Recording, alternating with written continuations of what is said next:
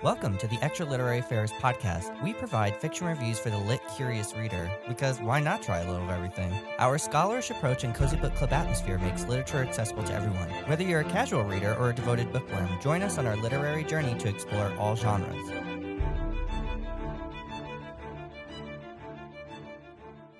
Hello, welcome back to another episode of the Extra Literary Affairs podcast. Today we're going to be having an affair with Ludmilla Petrushevskaya and her short story Two Sisters, which was published in the Paris Review in 2018 and was translated by Anna Frederick. This is the first time that we're discussing anything out of the Paris Review. This is exciting. Let me tell you about Ludmilla Petrushevskaya first. Please do, Joey. I'm very curious to hear about her background, as this is the first time we have delved into any of her fiction. Ludmilla Petrushevskaya was born in Moscow in Russia in 1938. She's one of Russia's most celebrated living writers, known for her darkly poetic fiction, groundbreaking plays, and surreal, scary fairy tales, which I did not know, and I'm excited to read those. She's a descendant of early Bolsheviks. Petrushevskaya spent her earliest years in the Metropole Hotel among party elites, but her family soon fell out of favor during Stalin's Great Purge. Homeless and begging on the streets during World War II, she later chronicled this harrowing childhood in her memoir, The Girl from the Metropole Hotel. So despite censorship and repression under the Soviet regime, Petrushevskaya wrote prolifically. I'm really proud of myself that I can pronounce that so quickly. Okay. Crafting over 3,000 stories, that's a lot, along with plays, poems, and novels. Her short fiction gained international acclaim with the collection There Once Lived a Woman Who Tried to Kill Her Neighbor's Baby, which was published in 2009 and was translated by Keith Gesson and Anna Summers. In her homeland, she is a literary icon, often compared to the great Russian masters, with her work taught in schools and adapted across genres. So I'm excited to see, I'm not down with the bio, but I'm excited to see what you think of her because you're not a huge fan of the Russian classic authors like Tolstoy and Dostoevsky. Okay. She was a fearless social critic and she was long outspoken against authoritarianism, from Soviet censorship to modern Russian military aggression. Though reluctant to be labeled a feminist, her work explores the bleak realities of womanhood, family, and survival in the post-Soviet society. Her landmark novel, The Time, Night, published in 1992, great year, was the year I was born, captures these themes with brutal and lyrical precision. Since 2006, Petrushevskaya also has performed as a cabaret singer, touring internationally well into her 80s. Wait, she's not dead?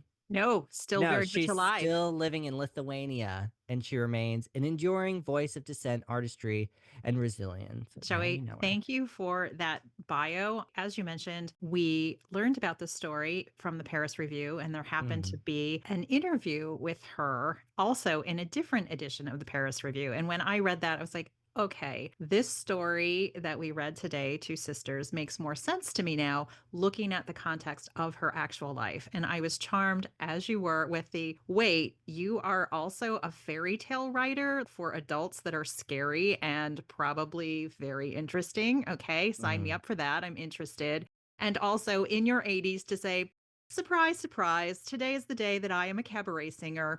Put on my silk stockings, my lace garments, and off we go. So I was really appreciative of her pluckiness and sort of her unconventional way. And Joey, as you pegged it, who does not love Russian authors? I think that would be me. But I am definitely learning to embrace my discomfort or my previously held beliefs about what literature is and is not for me. So I was very happy to read the story, but I am super curious about how this story resonated with you because not my favorite.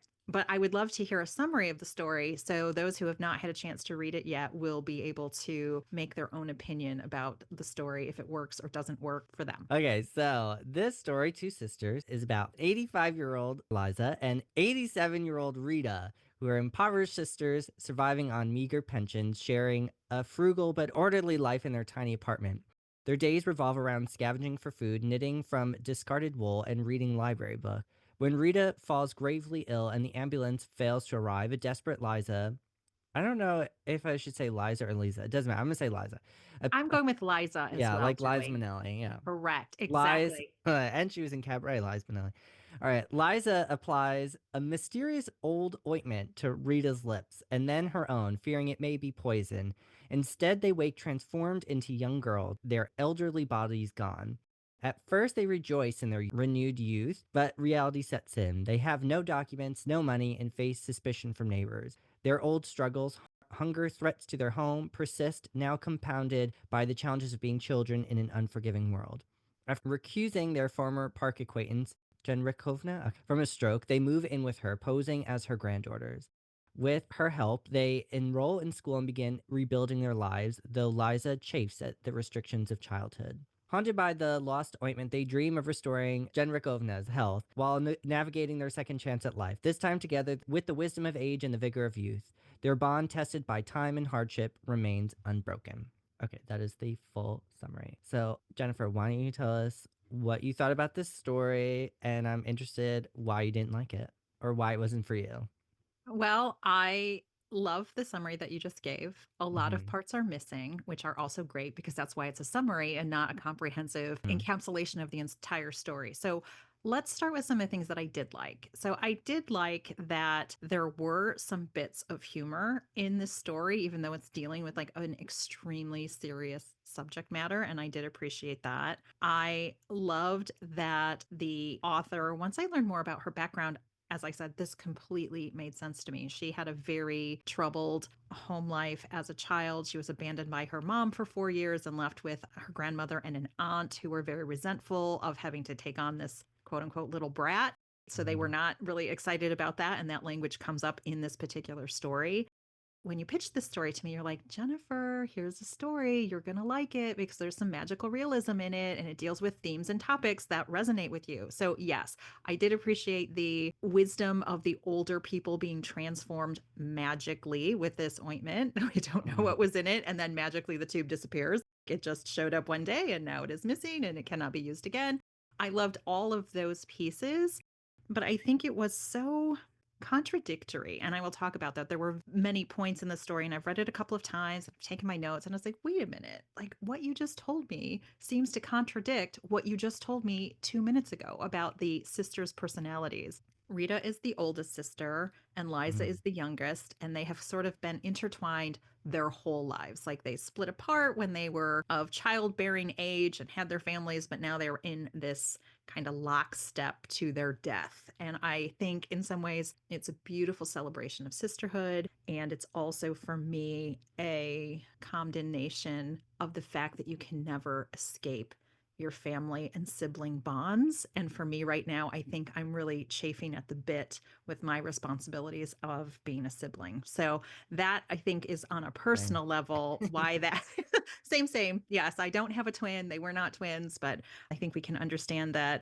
the way in which they talk about the roles that they've had throughout their lives and the very specific language they use to describe each other. I would love to go down that path with you a little bit further, Joey, but I will wrap this up by saying I am glad that we read the story. I'm glad that we have been introduced to someone who is so important to Russian literature that I had no knowledge of, zero, exactly zero knowledge of. And I appreciate that one of the things that we do here is stretch our comfort zone. So how did this story strike you? Because I have some thoughts about what might have really worked for you in this particular story, which were exactly the things that didn't work for me. I love this story because I love stories about older protagonists because I'm so sick of reading about teenagers and 20-year-olds. Sorry about it. Don't care. Can't relate. Well, I can sometimes. If it's well written, then okay. People exist outside of youth. Like, let's get over it. There is something that I did not enjoy about this story, and I didn't necessarily like the translation. I don't speak Russian. I don't read Russian. I'm not saying that Anna Frederick did a bad job. I think there is one aspect, code switching, with like the language that I will talk about, that she did a good job with, but I generally I don't I mean I can't compare the source material obviously, but I don't think the translation was that strong for me, and that's I was sort of hesitant because of that, because I was like, oh, I don't know. I haven't found any other translator for this one. I'm not saying that there's not, I just didn't see it. Overall, I really like the story and I like the themes. And I think it made me question some things like, what if I had the opportunity to start my life over? Well, at 15 or 13 or whatever, but I could retain all of the knowledge and experience of my age currently, which is 32. What would that do for me? Well, how would I live? How would I? redo my life differently. And it made me contemplate that for a while and think like I would avoid bad boys for sure. I would definitely do that.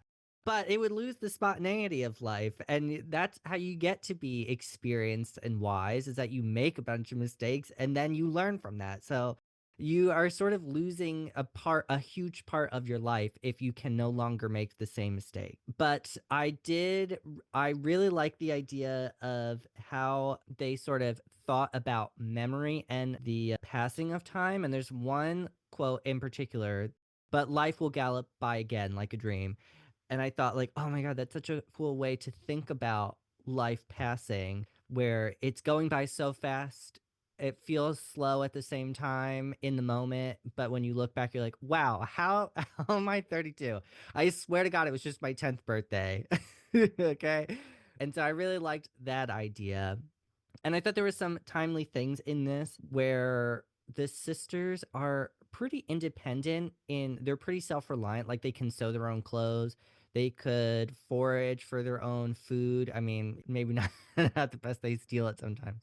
But there are Urban some foraging, yeah, right? urban foraging, that's a good one. But I think that there's like a resurgence, especially in the millennial generation, my generation, that we're not gonna urban forage, I guess, but definitely like learning to grow our own food and sew and knit so we can make our own clothes and not rely on industries like fashion industry or whatever to supply us with these goods.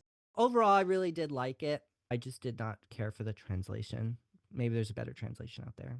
Yeah, thanks for that, Joey. So for me, while you were saying that, the translation did not have a lot of sparkle and pop for me. I wanted some Mhm. amazing language. It's like, huh, nothing was spectacular, but those small bits, like you just said, like life will gallop by. And she had Mhm. several other instances where she said something, and I was just like, I really appreciate the idea of being other, right? She does not speak a language and she does not see the world in the same way that I do, specifically because she was born in another culture. She's speaking in another language and she is in Mhm. her 80s and I am not. So it just was very interesting for me to see her use of language. And again, that has a little asterisk next to it because we don't know what the original in Russian, how that felt to experience that.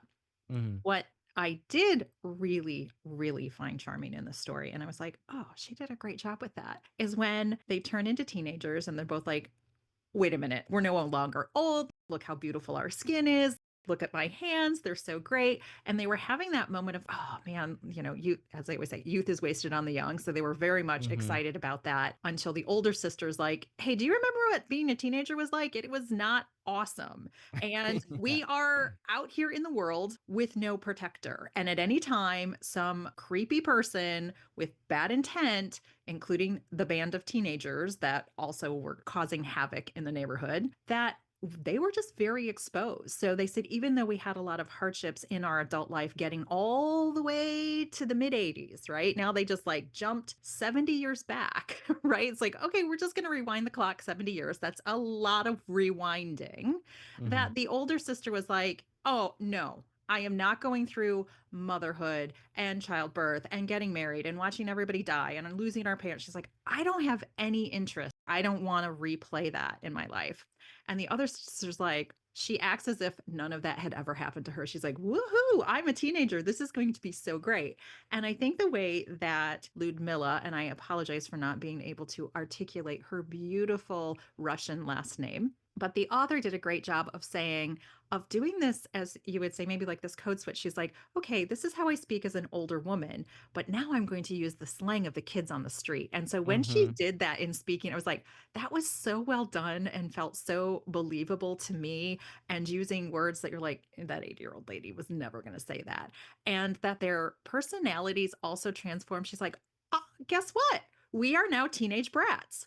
The transformation is complete. Our Yeah. attitudes, we're dismissive of old people. We're like, seriously, I can't be bothered. Why is this old lady talking to me? And I thought, isn't that curious? And I loved that playfulness of biologically you get rewound. And even though you quote unquote know better, if you get to keep your, extra 70 years bonus experience tucked away in the back of your mind, that teenage, angsty, hormonal, us against them. Oh my God, well, people are so lame. all of that came out in the story. And I thought, isn't that peculiar that she chose to do that in such a convincing way, knowing herself? I think when she wrote this story, she was probably in her 70s. So she wasn't exactly in the prime of her youth when she wrote this either. So just Mhm. those were things that really stuck out for me, Joey. Yeah, I like the conversation that was being had about aging. Okay, at the end of the second paragraph, I'll just read the line. It says, "The younger sister Liza, who was 85, waited for the ambulance, which never came," in parentheses, "going through the old medicines, hoping to find a remedy for old age. A doctor had once told her that old age, too, is an illness." I mean, this wasn't written that long ago, so it makes sense that maybe the verbiage is something similar to what we would say now. But that's definitely something that's being discussed in like social media discourse right now is why do we treat old age like it's an illness that needs to be cured? And again, this story made me think a lot about aging and memory because we spend so little of time in our lives being young in, inverted commas there. It's like, why are we revering youth when we barely stay young according to society? That's such a short amount of our lives. Hopefully, we can experience a lot more of it. We spend so much more time being older. So it's like, why do we care? It like goes by so quickly. And that's why I really loved that imagery of life like a galloping by, like a dream, because it's like, yes, that's exactly what happens to youth. You have no independence.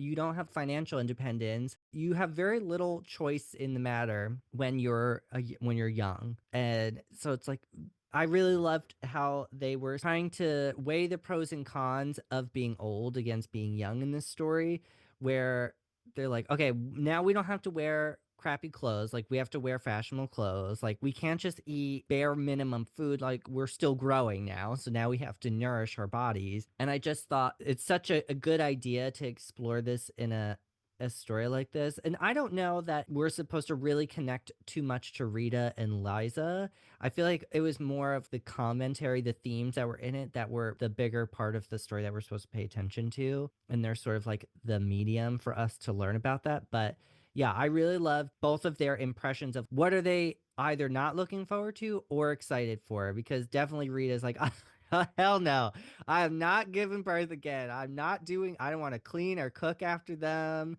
I'll just read the line that where she says, "Oh dear," sighed Rita. "Everything all over again. Illness, childbirth, laundry, cleaning, cooking, work. Outside it's either protests or war. What do we need all that for?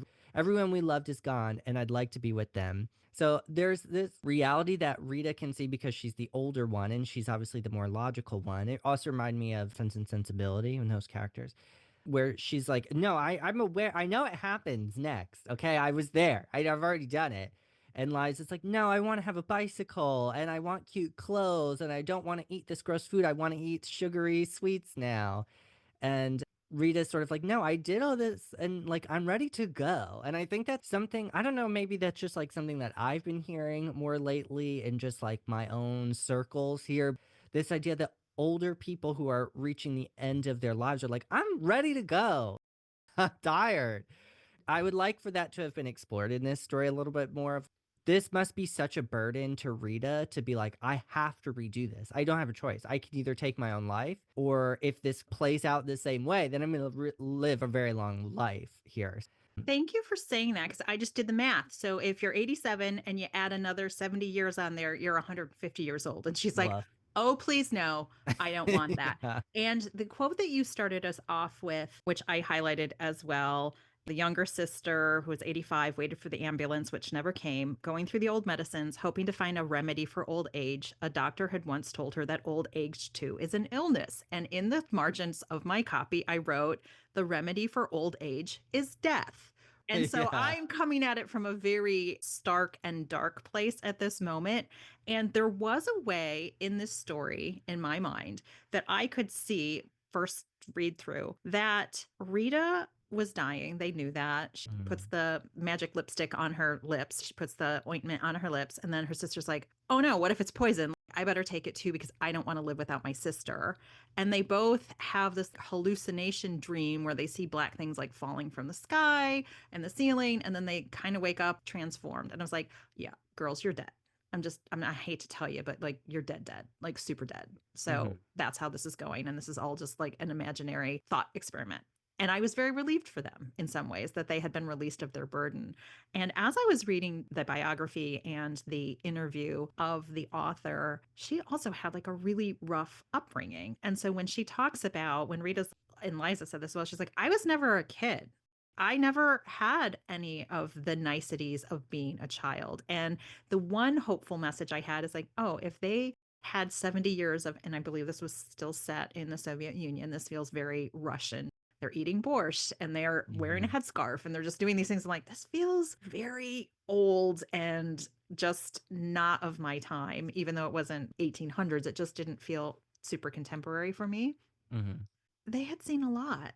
And so maybe they were hopeful that if they were born in a different generation, if they had, hit the reset button and you get to advance 70 years in the future, maybe this time around would be better, right? Maybe this time around would have less hardships. Maybe they'd have more opportunity. Maybe they would be excited. They were avid readers. So they had a very good cultural base, but they're like, math and science, we're just not into it. Like we didn't like it then and we don't like it now. And please don't make us go to school because I know we're teenagers and we're supposed to be in school, but we don't like it. So it was just, I think there's so much deeper content in this story that because I wasn't fully enamored with the language quite yet, that I think I missed it. But upon reflection, I was like, oh, right. And they're also talking about the power of fairy tales.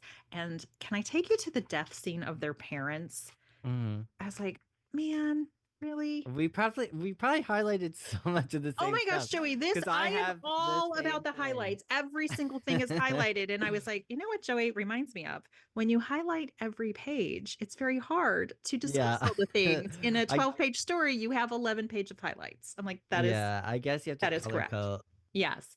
And she talks of the parents, and give me just 1 second, because one thing I also put in here is that they were reminiscing about, oh, where are my dolls? Oh, I gave them to my granddaughter. Oh, well, where is our bicycle? Oh, my grandson took it apart because he was trying to make a race car. And I was like, Mhm. yeah, the younger generation is ruining all the things for the older people. I think it's like, was that part of her message that I just do not know. But she was talking about her parents not living the fairy tale life. And I'm just going to read this some backstory. Her mother and father were separated for circumstances that were not revealed for several years. And when they got back together, they were inseparable. So that's how this gets framed.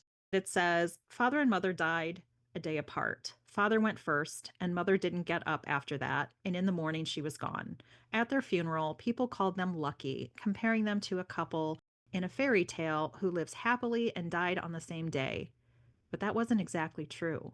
One parent had a whole day to mourn the loss and die from a broken heart. I'm like, Mhm. oh, you're killing me. And so the fact that the sisters, who were the daughters of this couple, she's like, oh no, I think I might have just killed my sister who's already dying. Uh-oh, I better go too. I'll just put a little of this on and see what happens. So I thought that was just also an interesting thing underscoring this is not a fairy tale. And several times she references the word fairy tale. And so the fact that we learn in her biographical information in that interview, she's like, yeah, I write really scary, scary adult stories. And she said, I've been doing this since I was a little kid in an orphanage because she also had to go into various institutions because of her family situation.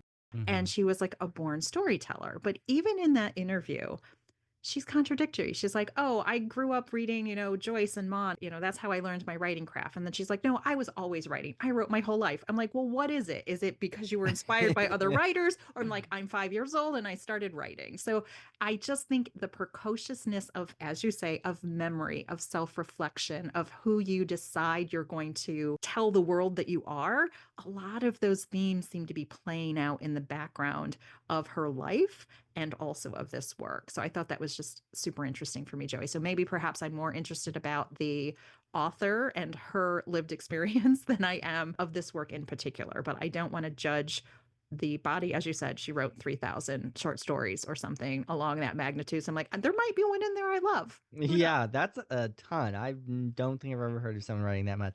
But yes, I also highlighted that line about how their parents died and then the idea that there was a whole day to mourn the loss. Like, damn, I never thought of it that way, and I'm kind of upset that now I do think about it that.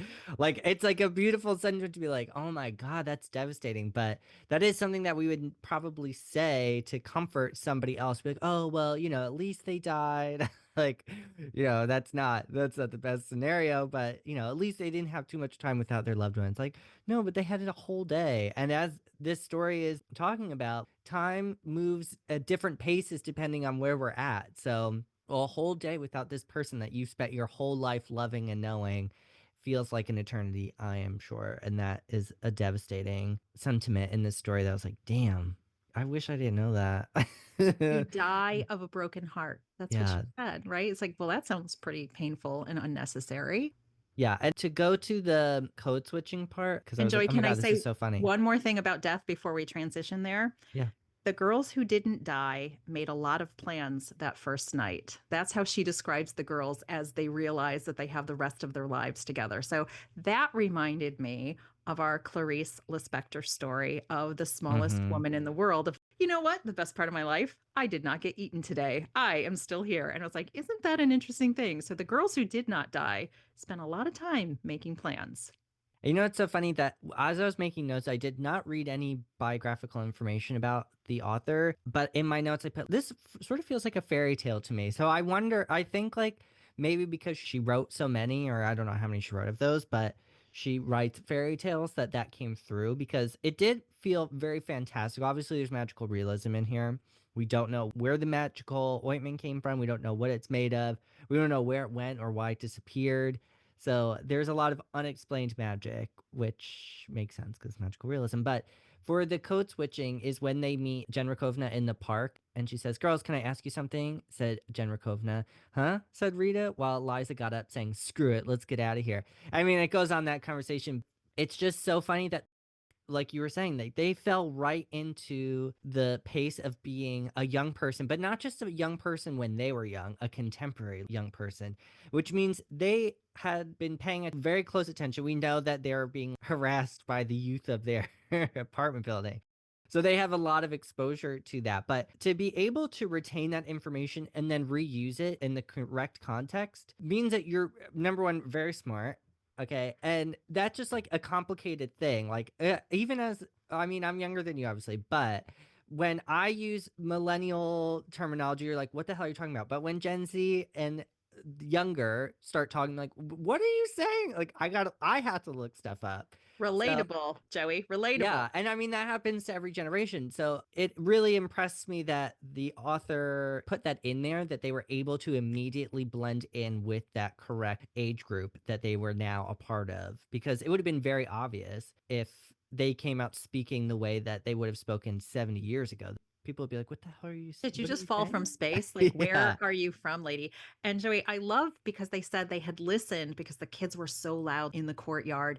And the thing that they said, the only thing that they didn't sort of mimic or include in their new young person speech, they're like, oh, we didn't use the curse words. So I also Yeah. thought that was just kind of a funny, like, that felt like an old lady thing. It's like, oh, well, I can use the new lingo, but I'm not going to be dropping F bombs down the street because I'm classier than that. So I just thought that was also very, very interesting as a choice. What also impressed me is that it was the translator for this because obviously, like I said, we are established, we don't speak Russian and we don't read Russian as well. So that kind of thing gets lost in translation sometimes. And we've experienced that where we have to like look it up. What is the context for whatever is being said in the original language? Because there will be times where you can speak formally or informally in a different language and it does not translate to English because we would typically say things the same way most of the time. Like we have our standard English and our present day English where we're writing opposed to speaking, but for the most part it's pretty much the same. But I think the translator did a really good job of using slang to illustrate that there is a difference in the language and how they're addressing this older woman. And then she also lets them slip back into their original way of speaking, which is it just like highlights that even more. So I was really impressed by that aspect. The rest of the translation, I was like, man, this is not for me. Joey, can I take you to the scene that just makes me laugh and I'm ashamed for laughing? And I'm like, something's going on with me, obviously, in the current context. So I'm going to read it. It's going to take you to when the bad guy, for lack of a better word, comes in and's like, hey, I'm going to get your the remaining sister, your quote unquote grandmother, right? Because they're posing as the granddaughters, Mhm. to sign off her apartment to me because, one of them's almost dead and the other one's definitely going to die soon. So I'm going to take advantage of this.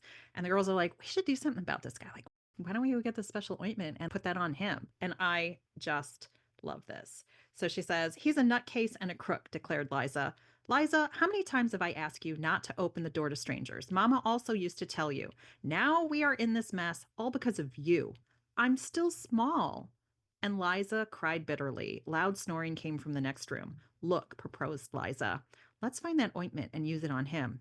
Right, and then we'll be stuck with a little hoodlum. So we'll use more ointment. These types are the same at any age. Remember our little neighbor? He was 5 and kicked us every time we walked by. We'll take him to a daycare and dump him there.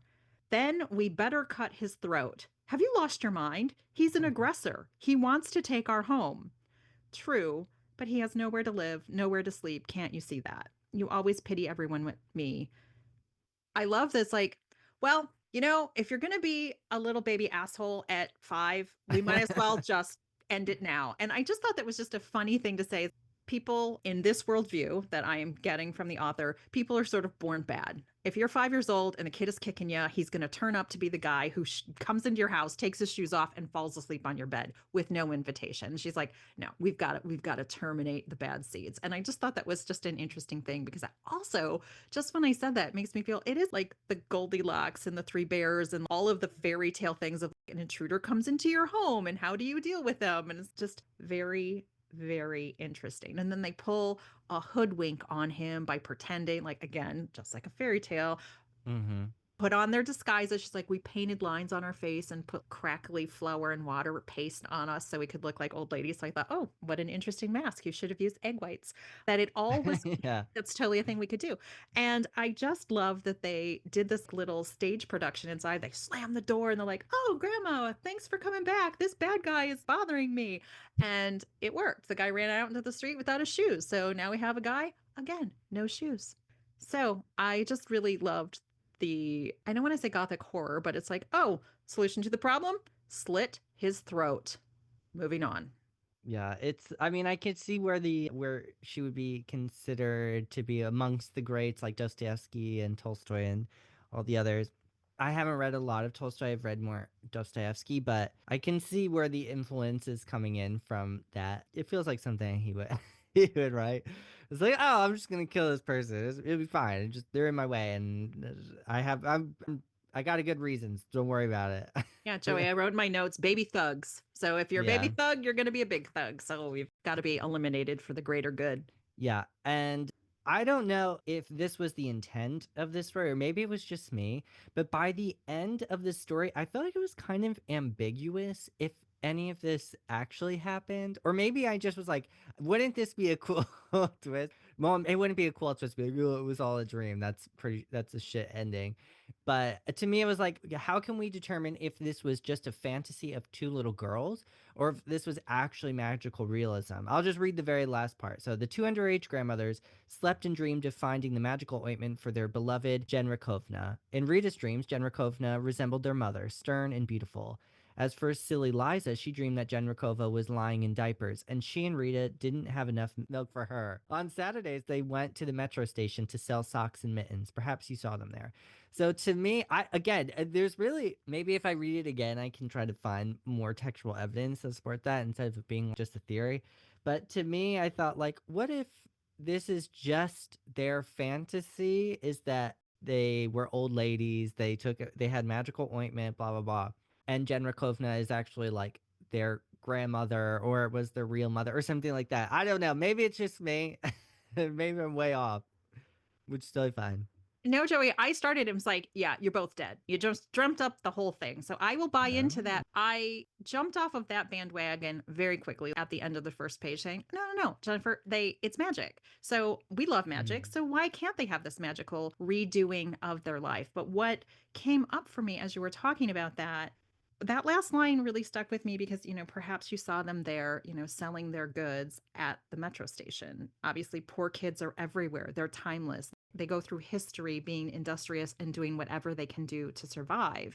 And the fact that they talk about their difficult childhoods. They lost their parents 35 years ago, so they've had a very long time. They said they moved into this housing community apartment block at the relatively young age of 57 and 55 or something in that in Mhm. their mid 50s. So they've been there for 30 years. And I wonder if the bigger story is generationally things are not getting so much better. The kids who had it rough when they were 70 years ago are still having it rough today. There are still people who don't have enough to eat. There are still people who are forced onto the street to do things that they may not choose if they had education and family structures and social support and all of those things. Because she talks about in one of the bits of the story, little sister was being kind of a brat. Like I really felt she nailed that teenage angsty, bitchy energy that I can recall from being a kid at that age, that everything was wrong. I didn't have the Mhm. stuff I wanted. It was all my parents' fault. Nobody lets me do anything. This is so unfair. Like she just really tapped into that vibe that I could relate to, even though we obviously are very different. She's like, if you don't want to live with me, because she said to her older sister, like, I don't even want to live with you. You've been treating me like an employee forever. And now we're going to have like 70 more years of that. No, we are going to do some boundary setting. Like, this isn't fine. She's like, where are you going to live? She's like, I'm going to go to an orphanage. She's like, are you now? Do you know what happens to girls who go to orphanages? Remember, we read that article in the magazine that we picked up off the street. You don't want to go there. And I think it was that reminder of the vulnerability because they said, well, when we were old ladies, we could go to the farmer's market and they would give us samples of food and they would set food that was spoiled out for old people to eat because they didn't want to throw it away. But kids, they're just like, get the hell out of here, kids. There's no social support for them. You're hoodlums, get away from me. There's not a support. And so I just thought it was so interesting the things that she brought out very subtly about you think being a kid is like, woohoo, my life starts over. This is great. It's like, well, it's not great when you have no parents and no money and weird guys are showing up at your house making themselves at home. Kind of scary. Yeah, you have so much less autonomy when you're a kid, obviously, which again, like why do we treasure youth so much? Like, I don't want to be 10 years old again. Okay, like I'll just watch a show that I liked when I was 10. Okay, I'll have a little bit of a dose of nostalgia for 5 seconds or something. But yeah, I just the idea that this would be like the most ideal situation. I feel like that was what she was trying to get us to think. Not that I don't think that was her idea of I don't think that was her intent, I mean, to be like, "Wouldn't it be great if you could do this?" I think she's like, "You this is what society would think would be great, and this is the reality of it, is that you now have to relive every single thing." That sounds like a nightmare to me. I mean, maybe when I'm older and I'm their age, hopefully I live that long, that I'll have a different perspective, but I have a feeling I'll be like, "Yeah, I don't wanna do that." Even as I said, I'm 32, I always think like, "No, I don't wanna go back to my 20s." Okay, I did it, been there, done that. I am enjoying the aging process. I don't wanna reverse it. Or Like, skip over a part, right? You're yeah, not yeah. skipping over a part. But I will say, which did resonate with me as a woman of a certain age, when they were like, we're not going to lie, having this beautiful skin and being young again and just gazing at our beauty in the Mhm. mirror. She's like, kind of digging that, right? And so I think there is a little bit of that. But the older sister was, yeah, all great and good. We have great skin. We're thin. We're young. Our joints don't hurt. Everything is awesome. But do you recall the world that's in front of us? And even if they're not locked into fate that they marry the same husbands and have the same kids and live in the same house, maybe they get to choose a new adventure. But she's like, basically, the story, back to Margaret Atwood, the story ends the same, right? It doesn't matter which configuration of people you put together. In the end, you're going to die. And Mhm. the lady's like, yeah, we're not dying now. We get to die 70 years from now. We will be 150 years of experience combined because the author was very clear to say they were able to retain their knowledge because what I thought you were going to do and tell us, Joey, and I'm going to just take us to the end of that, the very, very end, but close to the end of the story when they're living with Genrakova, which they call Maya. So I like that they kind of called her Baba Maya, and that Mhm. was their pet name for her. And she went along with their fantasy. She's like, yeah, my granddaughters came to visit. It's like, okay, I'm sure they did. I don't know where they came from, but they're here now. So that's good. Yeah. And it said, in September, the girls went to school. Maya spoke with the principal and had persuaded her to accept her granddaughters without paperwork. Not that anyone cared. At first, the girls enjoyed school. Then they began complaining and didn't want to get up in the morning, especially Liza. In the evening, the three of them had long conversations. Maya was amazed at the girl's wisdom and forgiveness. These are not ordinary children, she liked to say, making the sign of the cross over their beds. And I like that because she's like, something's not right about these kids because they have some knowledge that is way beyond their years. I'm like, oh, you don't actually know. I'm actually 85 years. So I've kind of got some knowledge. But I also like making the sign of the cross. That felt to me something that we would see in a Poe story or one of these stories is there is something supernatural and not right about these people that cannot be explained. So God help us. We need to put the little cross over our beds and be superstitious that hopefully they're not actually demons in disguise. Maybe they're Uh, angels. Who knows? They could be angels, but they are not like the others. That's true. They could be that.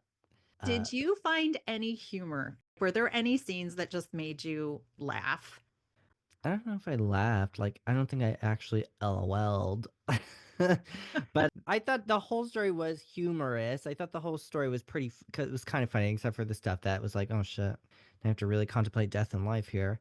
I liked when they went to the library and instead of taking out Dickens or Balzac, they were taking out Italian romances and fairy tales. Again, we have fairy tales, which now makes sense. Did not know that. Totally makes sense. Indeed, Yeah. I get to do a redo. I'm going to go straight to some romance and some fairy tales. Why Yeah. not? And I thought that was funny. And also it made me think like, well, if they were still interested in fairy tales and Italian romance novels, why didn't they just read it?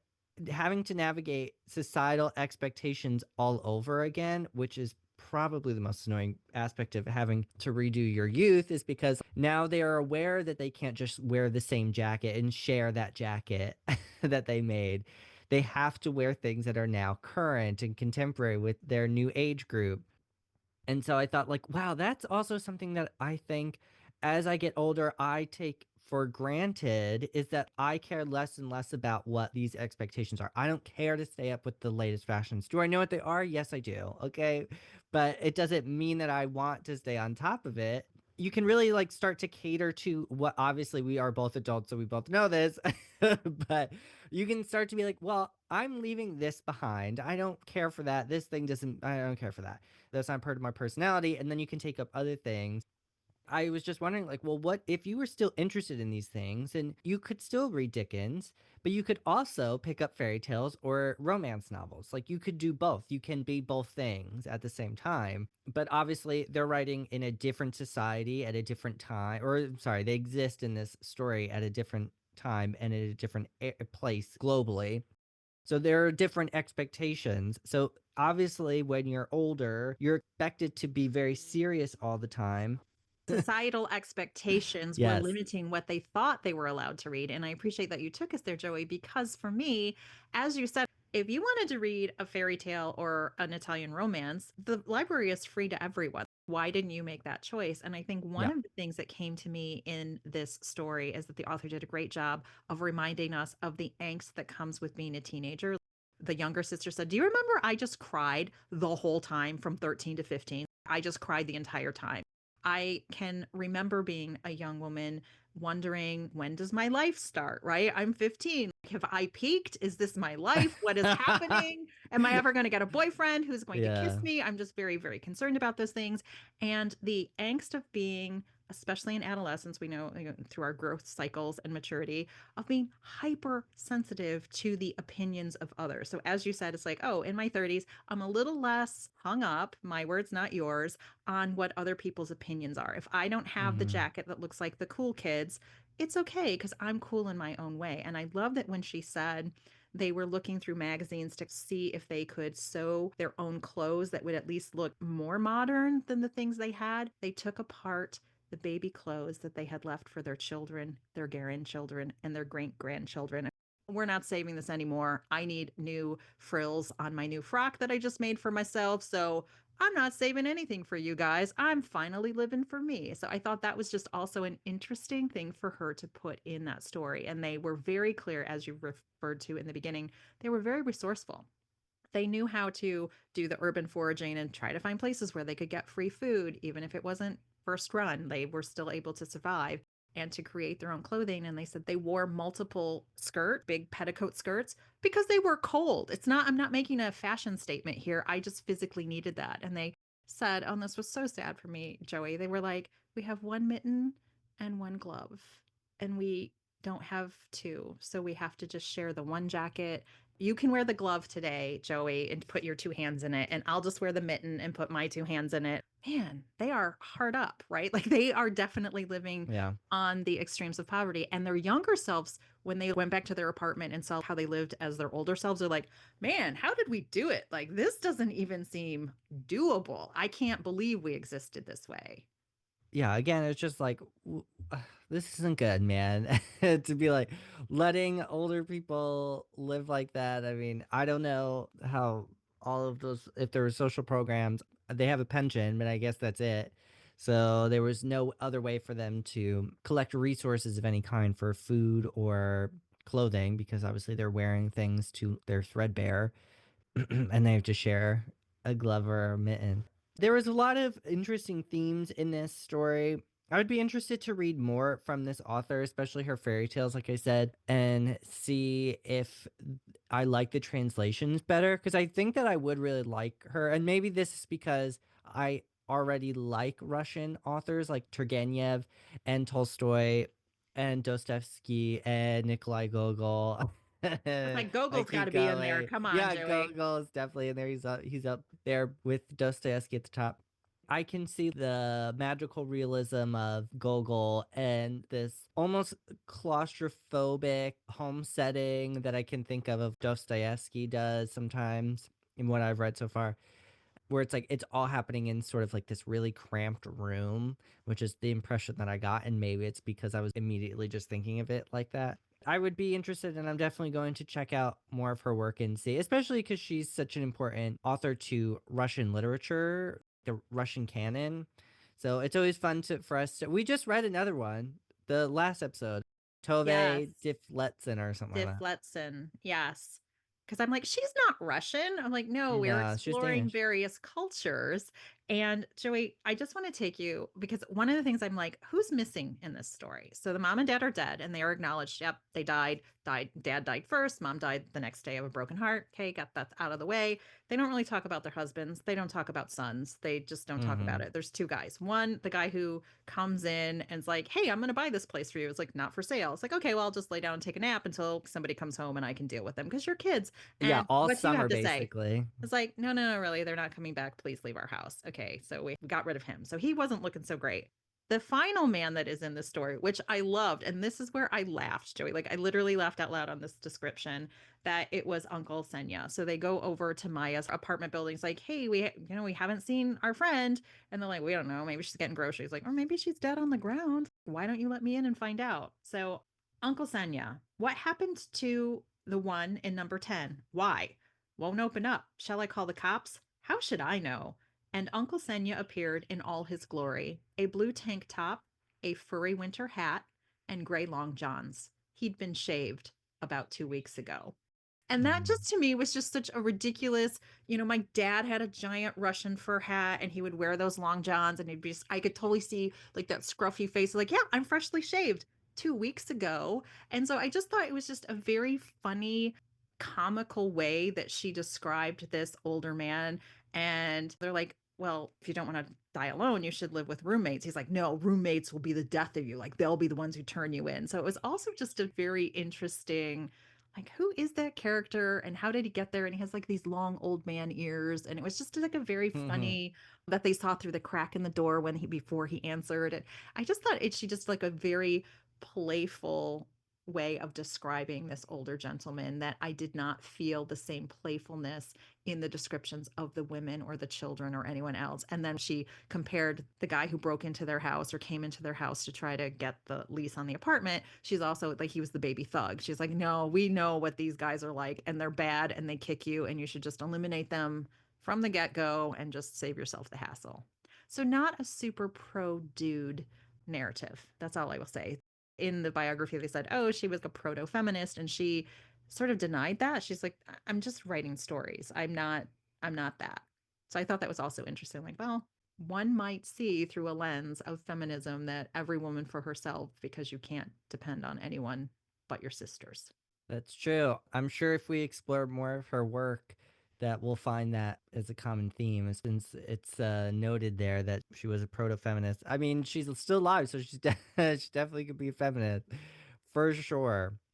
Well, being in a cabaret in your 70s or 80s, I think, is embracing your femininity and your ability to buck convention. So I was just so excited, Joey, to know that that is something contemporarily happening in her life. And she just seems like a really plucky, interesting person. And what was so interesting for me was who else was born in 1938? Because I was like, how old does this make this person? Right. So I'm doing the math. I'm like, that is a big number.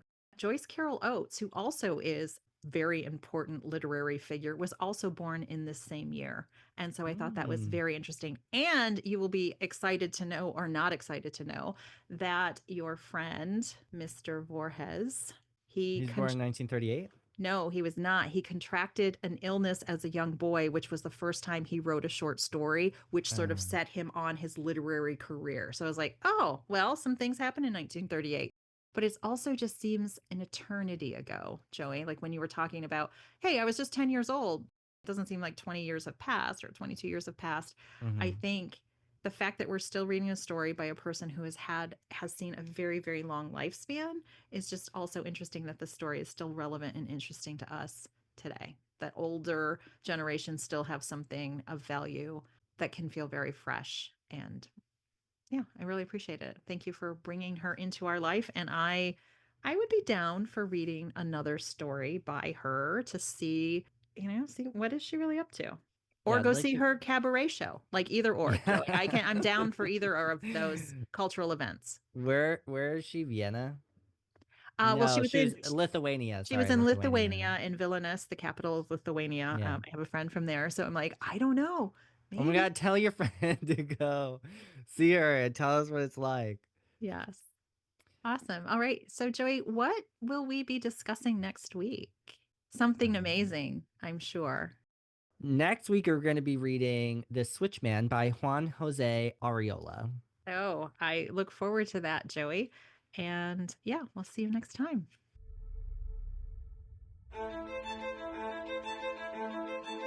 Thank you for listening to the Extra Literary Affairs podcast. We hope you enjoyed today's discussion. And don't worry, it'll be our little secret you stepped out of your literary comfort zone. Check out our link tree to follow us on TikTok, YouTube, Blue Sky, and Storygraph.